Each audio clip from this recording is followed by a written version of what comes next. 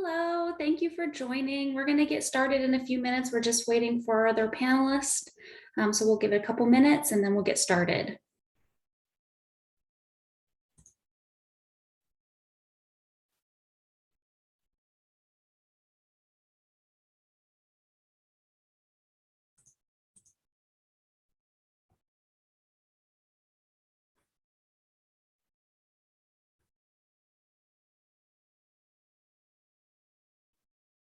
I see a lot of you are joining us. Thank you so much for joining. We're going to get started in a few minutes. I'm just waiting on one more panelist to join us and then we'll get going. In the meantime, if you want to put in the chat where you're calling in from, I'd love to see it.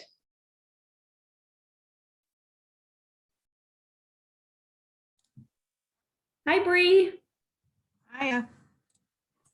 We've got a few people joining us. I thought we'd give it just another couple minutes and then we'll get started. Sure. Oh, great. Someone from Vancouver, Washington.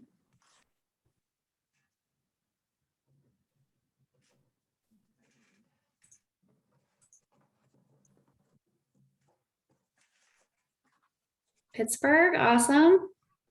Welcome.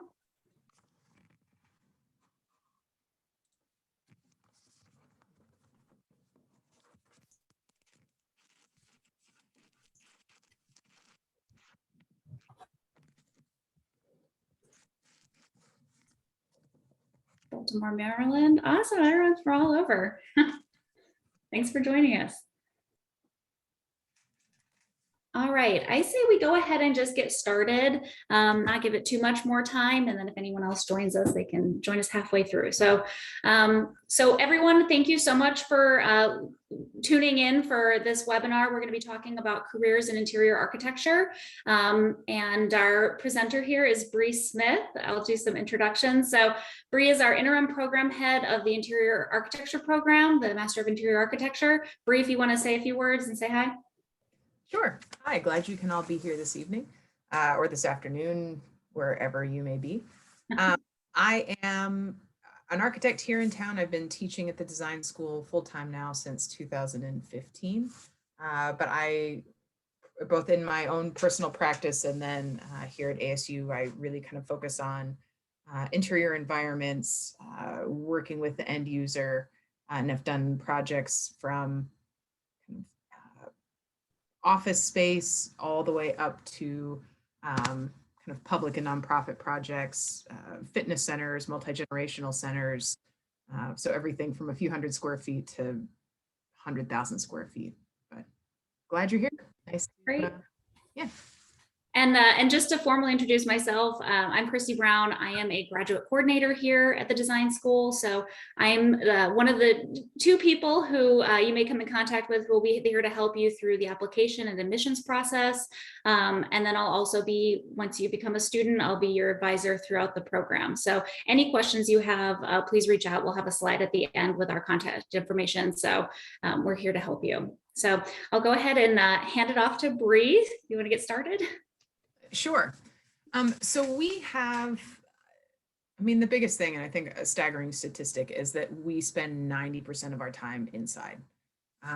You know, think of all the time that you spend sleeping, at work, kind of grabbing food. Everywhere, most of where we are throughout the day, we're in some sort of kind of interior kind of controlled environment, which is really exciting when it comes to sort of the discipline of interiors and what we do. There's a whole variety of design disciplines that kind of plug in to making built space. And we really take pride in starting at the human experience and starting at the human scale, and kind of going out. So, you know, interior architecture, interior design is without question a balance of art, design, creative problem solving, you know, tectonics. So the kind of technical aspects of materiality and how things come together.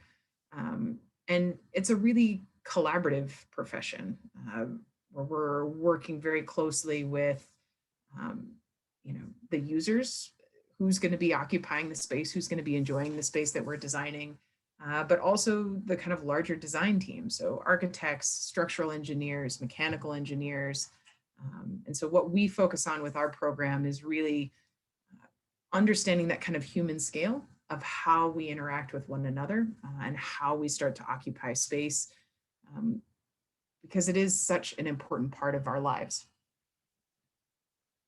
You want to go to the next one? So we have, whether we're talking about kind of residential scale being a private home or an apartment or kind of a multi-use building, all the way up to kind of large, um, public venues. There's still this kind of the scale of work of where we are and kind of how we, oh my gosh, sorry. It's like, it's been a long day, but how we work and how we kind of come together and gather together.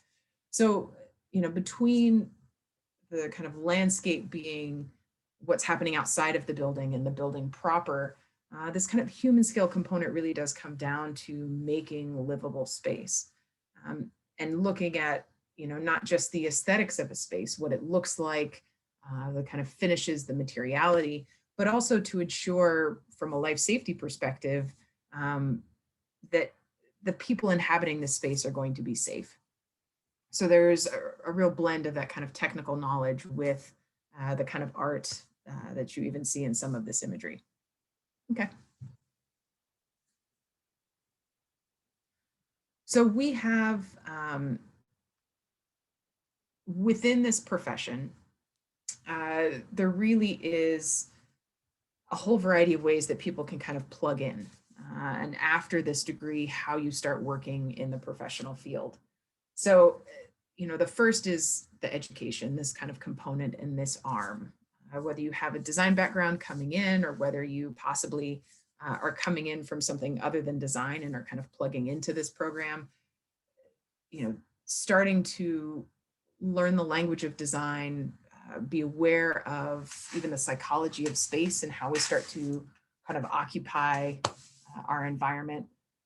And with that also comes experience. So there's your educational arm, which is what you would be kind of tapping into here. Blending into experience, which can be internships through your academic program, but also starting to kind of work out in the field and to be an independent designer. And then the third component is examination. So similar to, attorneys sitting for the bar or doctors passing medical exams, architects passing licensure exams. We have what's called a CIDQ classification, which is a series right now. It's a series of 3 exams that you would typically take. Maybe you could take them probably 3 to 5 years into your career, starting then. That just says you are an expert in the field and that you really understand not only the aesthetics, but the kind of life safety, the function, the quality, and the meaning of interior spaces to be able to kind of advocate for those that you're designing for. And so within our program, we very strongly kind of set you up and start building connections for you to be able to be successful in experience and sort of examination if you choose to get certified in that way. And we are constantly throughout the kind of 2 or the 3.5 years, depending on which program you plug into, bringing in outside professionals, bringing in clients, actual clients that you'll be working with and designing for, and kind of giving you the framework to be able to be successful regardless, or sort of, regardless of which way you choose to take your education and plug into the profession.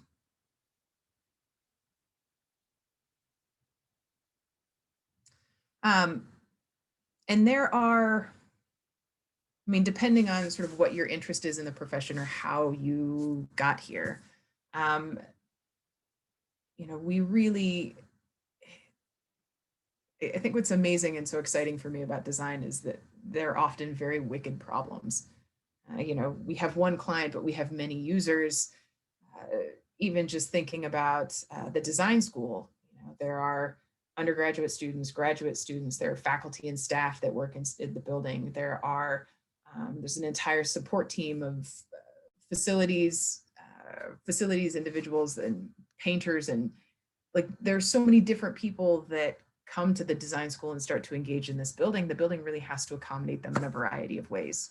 And everybody has a slightly different agenda. Everyone's here for a slightly different reason. Uh, and what's amazing for me is that within interior architecture, it still comes back to the human experience. So looking at these kind of these cultural, these demographic, socio-political influences, and starting to celebrate and understand regional design, starting to understand how you can advocate for different voices within design. It's a pretty incredible opportunity to be able to sort of design a space that that lets people come together in a way that's more comfortable or inspiring or dynamic, and it's a pretty great challenge. You can switch. So we have, it's like, oh wait, that's me. I forgot that was in here. We have a variety of project scales. So everything from kind of small installation, hands-on work where you're physically going to be building down in the shop, focusing on joinery, material connections, and the kind of finish in the presentation of kind of almost a sculptural element, all the way into designing 60,000 square foot facilities with furniture and finishes. We really work to give you kind of a breadth of experience and to focus not only at the kind of immediate and the local scale, but also then regionally, kind of culturally within the country, and then looking at it from an international perspective as well. So we have, it's a very kind of collaborative program. Within our full-time faculty, we are licensed architect, licensed interior architects and designers. We have multiple PhDs, multiple published books. Our full-time faculty is a pretty impressive cohort. It's a pleasure to be able to work with my colleagues. But we also bring in FAs or faculty associates. And for us, these are practitioners. These are interior architects in most often in the Valley, although we've been able to bring in people from Los Angeles, New York, a few others. And so people that are actually physically doing the work are also going to be instructing. And we have, within our kind of studio structure, you would then have lots of time to be able to kind of sit down, work through a problem, have one-on-one feedback, collaborative feedback. And oftentimes we invite in kind of clients and professionals to help provide these kind of constructive touch bases over the course of the semester. So we have, also we'll kind of supplement, and have you talked much about like the studio structure versus kind of lecture courses? Okay.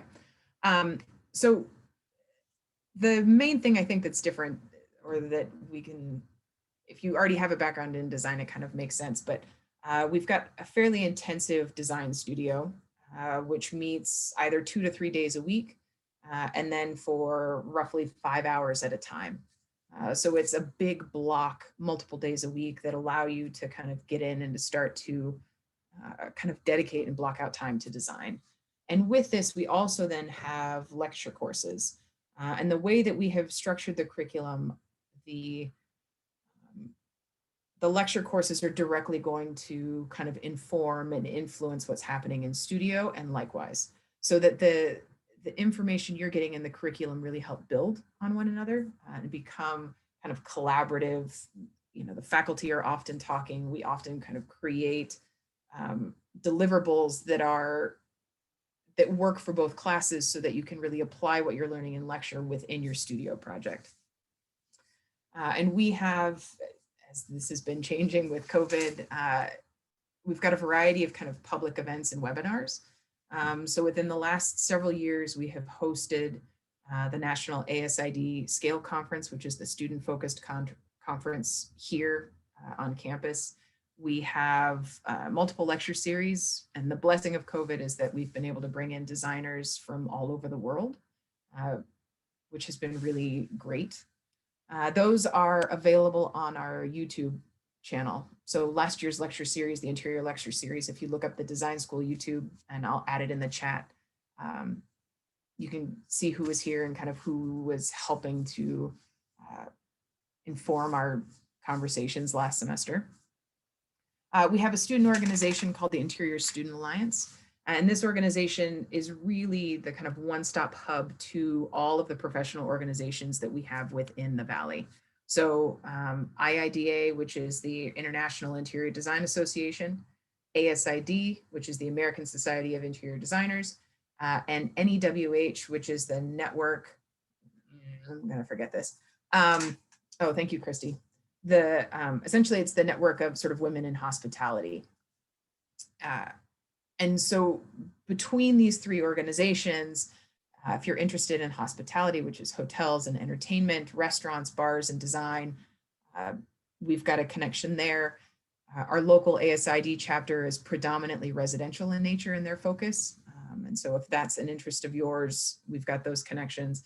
And then IIDA is mostly the commercial projects. So the kind of public nonprofit projects or kind of larger scale.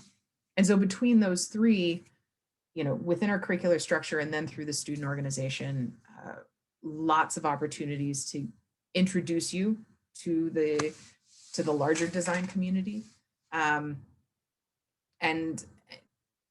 you know, for mentorship, for building connections, we've got really wonderful relationships with them. And our student organization has actually won awards at the national level.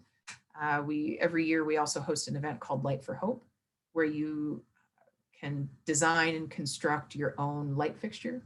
And we then auction them off and support Free Arts of Arizona, which is an arts outreach organization for young kids experiencing homelessness. And the other thing that we have that's pretty dynamic is a summer study abroad. So usually this is multiple weeks. I forget how many, it sort of changes, it flexes a little bit.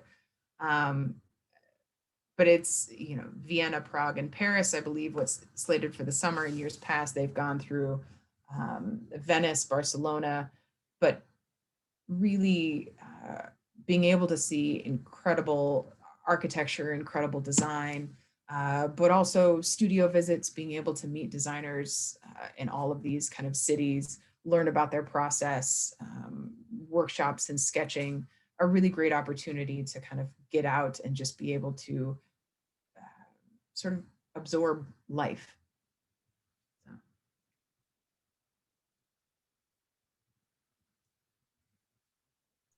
Okay, this is me. Thank you, Bree. Sure. So I'm sure you've heard that in your research about ASU, the stat of #1 in the US for innovation, ahead of Stanford and MIT. This is something that ASU is very proud of. We were just given our 7th year in a row of this status. So what this means for you is that there is a lot of opportunity at ASU, not only in the design school. In my next slide, I'll show you some of the other programs that we offer as well, but also within ASU at large. Really, whatever you want to study, you can study here at ASU. So we strongly encourage cross-disciplinary studies, you know, reaching outside of your discipline and integrating different disciplines and different ideas into your research and your projects. So there's just a lot going on at ASU. It's very, it's an exciting place to be studying. So the graduate programs that we offer here, so we have both studio-based programs and research-based programs. And I know you're all interested in interior architecture, but like I said, we encourage cross-disciplinary studies, concurrent degrees, which means studying 2 different degrees at the same time. You're able to share credits between both programs, which is very exciting. I hope I'm not pausing. Is it doing okay? I'm coming through. Okay. So just kind of a quick run through of these programs, and you can see that some of them are STEM designated, and that's important, especially for our international students who are looking for extended work time. OPT is what they call that, after they graduate. And when you're looking at these, I'll kind of give a side note. So you'll see that there's 3-year and 2-year pathways, or 3+ and 2-year pathways. What this means is if you see a 3-year or 3+, that's a program that offers an entrance for students who don't already have a background in that discipline. So they may have studied English or mathematics in their bachelor's degree, but they want to come back to design. And this offers them an entrance to that field of study without having to go back and get a whole nother bachelor's degree. It adds an extra year, or maybe a year and a summer for the 3+ programs of study, and you'll take some undergraduate courses during that year to kind of catch you up to those students who did have a bachelor's degree in that same discipline. And those students would go into the 2-year pathway. So for example, for Master of Interior Architecture, if you have a bachelor's degree in either interior design or architecture, you would go into the 2-year pathway. If you have a bachelor's degree in anything else unrelated, you'd go into the 3+ pathway. So the ones that we have to offer here at the design schools: Master of Architecture, Master of Interior Architecture, the Master of Industrial Design, Master of Landscape Architecture, the Master of Science and Innovation and Venture Development, which is a new program we launched last year. That's a partnership between the design school, W.P. Carey, and the Fulton Schools of Engineering, the Master of Urban Design, and the Master of Visual Communication Design. And then we also have research-based programs, the Master of Science in Architecture, the Master of Science in Design, which has 4 different concentrations now that you can study. A lot of students will kind of get this mixed up with the Master of Interior Architecture. If you see the interior design for this, the MSD, the Master of Science in Design, this is a research-based program. So you're going to be studying some aspect of interior design, but you're not necessarily going to be taking studio classes and learning how to actually design buildings. If you want to be an interior designer in practice, you want to go into the Master of Interior Architecture program. And then we have a PhD program as well. So the application process is 2 parts. Part 1 is the ASU Graduate College application, and this is going to be very similar to other college applications you filled out before. So information about yourself, previous education history. You will need to send your official transcripts at some point, but in the application process, you can actually just upload your unofficial transcripts. That's enough to have you reviewed and admitted, and then you'll have to send those official transcripts after you get accepted. And then if you're an international student, English proficiency scores. The other part of the application is the slide room, and this is really more specific to the design school, and this is what the admissions committees are really focusing on when they're evaluating you. So this is where you want to put a lot of your efforts into. So there will be a portfolio. Next slide will kind of go a little bit deeper into that. The statement of purpose, kind of your, what are your goals? Why ASU? Why do you want to get into this? And then email addresses for 2 recommenders. They don't actually have to send hard copies of their letters for you. The system will automatically email them a link to upload the recommendation for you. If you have academic references, that's great. If you've been out of academia for a while and you have professional references, you can use that as well. Anyone who can kind of speak to your abilities to succeed as a graduate student. And we are currently accepting applications, and our priority deadline to apply is January 15th. This is an important date because if you want to be considered for any funding opportunities that we have in the recruitment process, so some scholarships and some teaching assistantships are kind of set aside to recruit strong applicants, and you have to apply by this January 15th deadline to be eligible. So a note on the portfolio. So the general requirements, 1 to 25 items, and then you can see the different accepted types of files and the sizes. The admissions committees are looking for in a 2-year applicant versus a 3+ applicant is a little different. So if you're going into the 2-year program, like I said, you have a bachelor's degree in either interior design or architecture. So they want to see a more traditional design portfolio. They want to see what you did in your undergrad, if you have work experience, if you did internships, any kind of projects, you know, within the interior design field. That's what you want to use in your portfolio. And in your bachelor's, you probably created this. And then for the 3+ applicants, though, these are students who had a bachelor's degree that's totally unrelated potentially to interior design. And so they're really just looking to see evidence of your creativity. You know, if you do have creative hobbies like drawing, painting, photography, you can use that in the 3+ portfolio. They're just kind of wanting to get to know you and what your interests are and where your creativity lies. Bree, if you want to add anything about this, since you have a lot of experience reviewing. Sure. So really, we're looking for, if you're coming in from interested in the 2-year pathway, we want to see that kind of breadth of experience. So not just about the design renderings, but you know, you can show us some technical work, some drafted plans, sections, elevations, renderings, material palettes, anything that you're kind of pulling together. And just as Christy was saying, I think for both, we're also really interested in what, you know, your voice in design or things that really get you excited. So, you know, I make furniture. I don't do like really sexy, like it's really functional, but for me, there's kind of quirky. They transform in different ways. I know Diane Bender, who's our kind of acting program head, is like she quilts, and all of that is really kind of pushing into creative pursuits.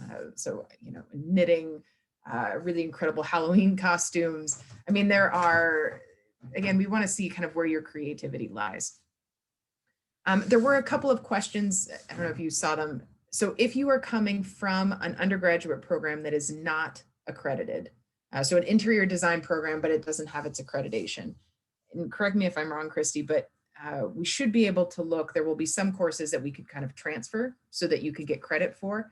I don't know that you need to plug fully into the 3+, but there might need to be some supplemental components to kind of get you up on par. Is that fair? Yeah, that's what I've seen. So typically I would say go ahead and apply for the 2-year program. And then the admissions committees are going to evaluate you off of your portfolio and what experience you have, and to see if you have some deficiencies that maybe we need to add on a couple of courses.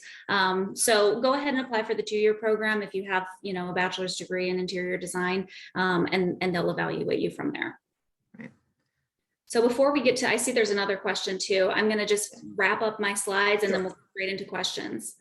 So contact information, very important. So like I said, it's a team of 2, me and myself and Corey Cisco, my counterpart. So you may have already communicated with her. You can email both of us with any questions, or you can just use this designgrad@asu.edu email address. This goes to both of us. So if one of us is out of the office or somebody's sick, it's always safest to send an email here. Someone's going to look at it and be able to get back to you. We have a pretty quick turnaround time. Usually you'll hear back within a day. So definitely reach out to us. Our phone numbers are there as well. And if you want to set up an appointment to meet with us, we're happy to do that. If you email DesignGrad, we'll send you a link to book an appointment with us. And we're located, our offices are in College of Design North, room 162.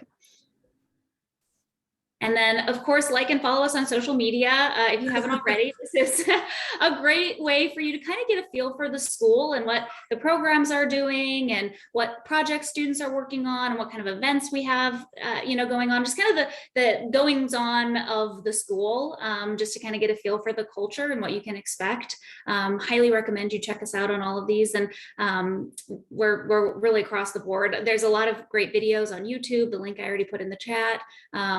Active on Instagram, so please come and find us and engage.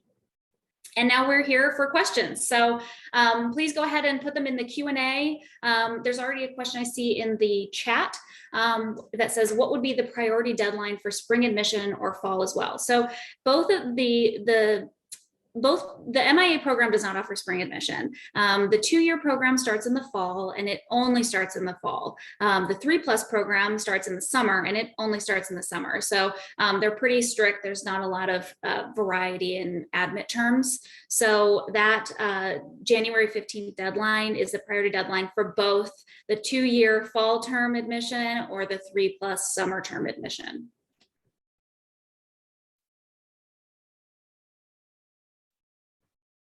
A few minutes to type in the chat.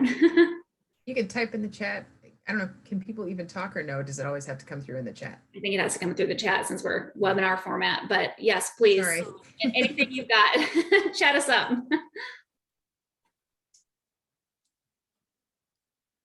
Are you open in December after the fall semester for campus visits? Yes, so we do offer campus visits. We'd be happy to give you a tour of the school. Go ahead and email Design Grad, and we would be very happy to set that up and show you around. It'll be a little quiet on campus in December as all of the students are gone. Yeah, no, happy to do that. If there is an opportunity, if you're interested, I believe, let me look at the calendar. I think it's the 3rd or the 6th, that first Friday in December.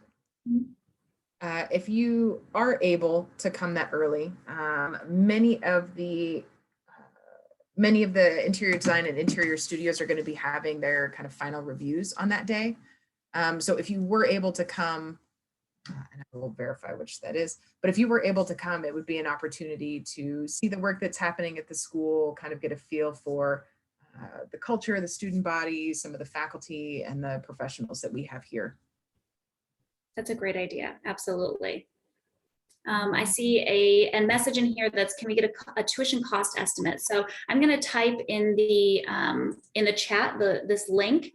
There's a really great resource where you can estimate out your tuition based on your residency status. And it breaks it down by credit hour. So it's a really great estimate. They don't necessarily release future term tuition costs, but they generally stay pretty much the same. So you're pretty safe to use this as a good tool.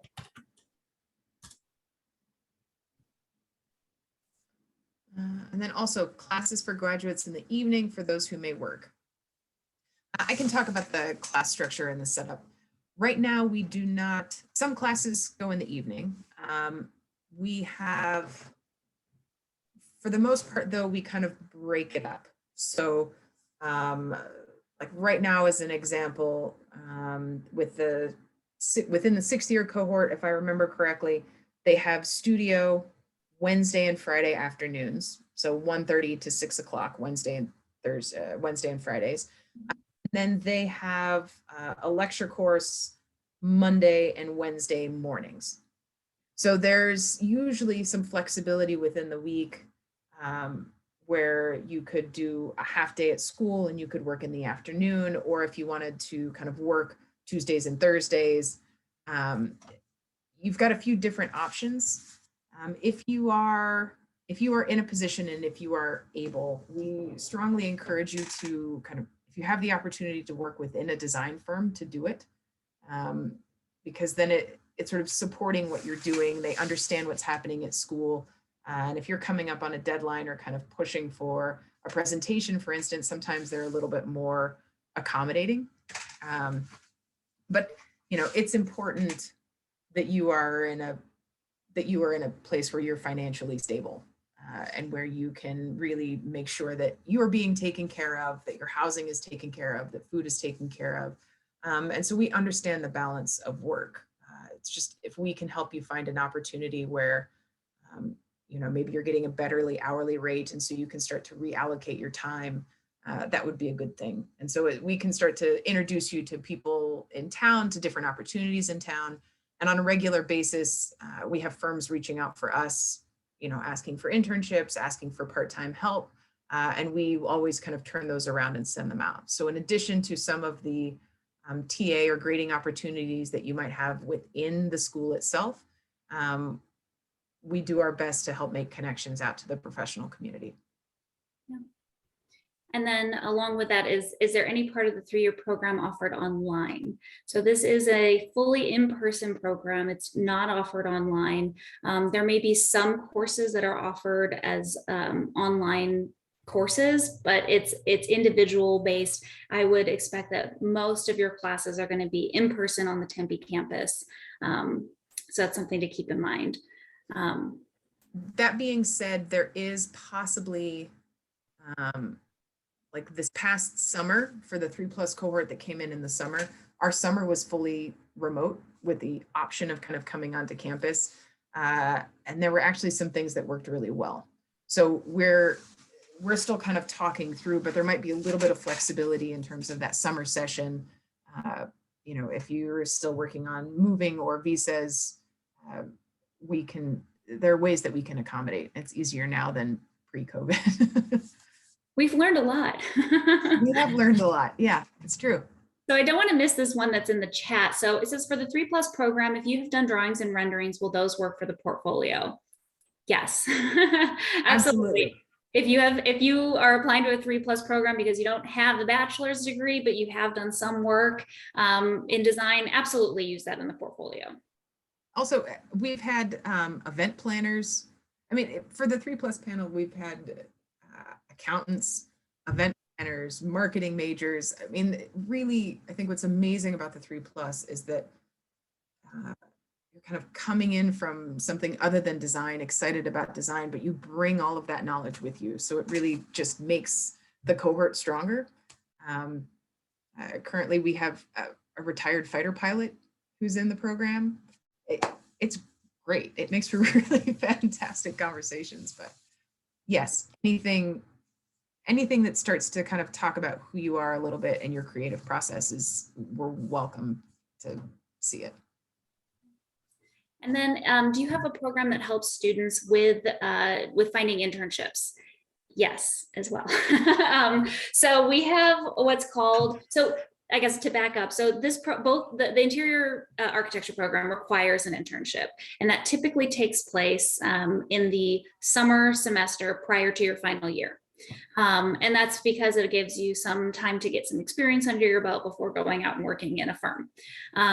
However, there's some more flexibility now. So if you end up finding it outside of that summer term, that's okay as well.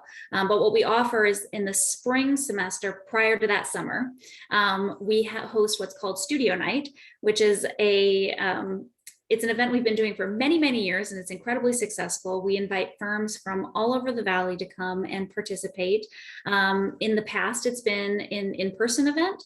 Last year, we transitioned this to a virtual event where we were able to get firms from not only the Valley, but nationally, which is really exciting. And going forward, I think we're going to be doing a hybrid. We might be doing both events to give even more opportunities for students. So in this event, it's a kind of laid back networking event where you can speak to firms who are looking for interns. They know our students are looking for internships. It's a really nice symbiotic event where a lot of our students end up finding their internships. So that's really great. We also have an amazing creative career services office through the Herberger Institute, of which the design school is one of 5 schools. So that gives us a lot of support. We have a platform called Handshake where a lot of our employers are posting internships frequently, as well as part-time jobs. So there's a lot of support within the school. And then of course, like Bree said, our faculty are incredibly connected with the professional community. And so they're there to, send off, any kind of jobs that come their way to the students to help them find those internships. And oftentimes we have a pretty amazing alumni network. I mean, I think for as large as the Phoenix metro area is, the design community is really pretty tight-knit. And so more often than not, people that graduated a couple of years ago, 10 years ago, 15 years ago, will reach out to the program and say, hey, look, we need somebody, who would you recommend? And any of those opportunities we come in, we'll just turn around and email back to you. So we can help with making direct introductions. We can also help just by being, helping to kind of amplify the opportunities that are in town.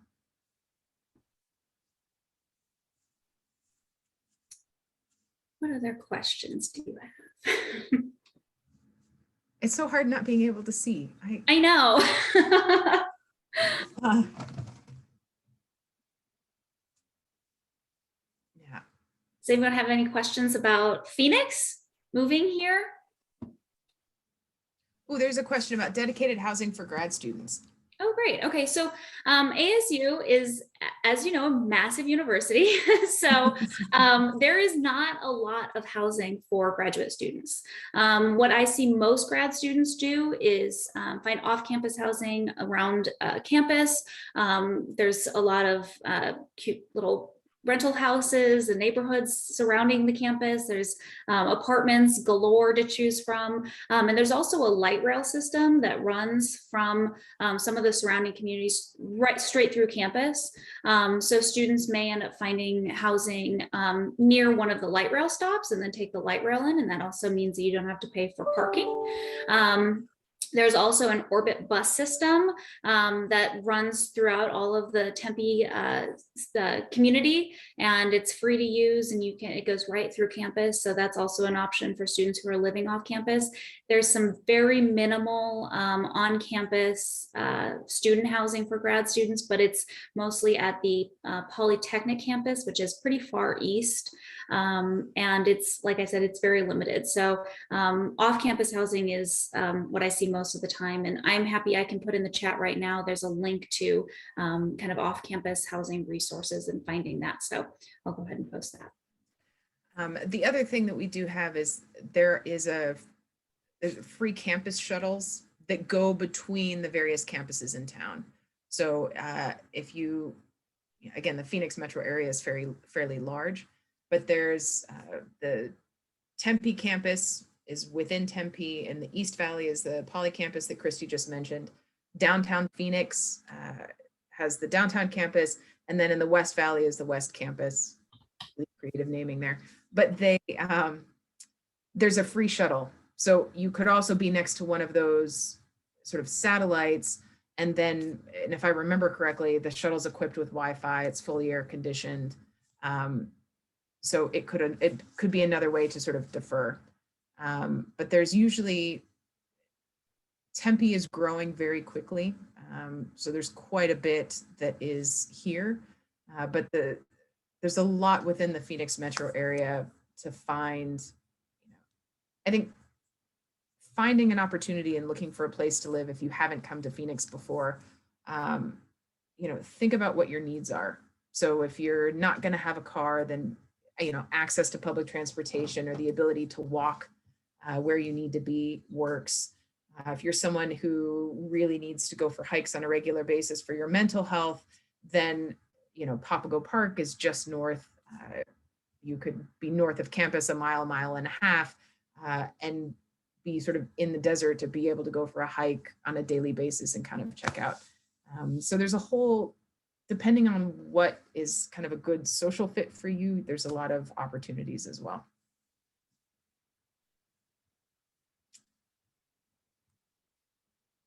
Any other questions? I'm going to stop sharing my screen here. There we go. And it can also be, as things come up, feel free to reach out. I know this is, Absolutely. You don't know what you don't know until you get there, or there's a point where you're like, I didn't even think about this 2 weeks ago. But you're welcome. I'll put my email in the chat.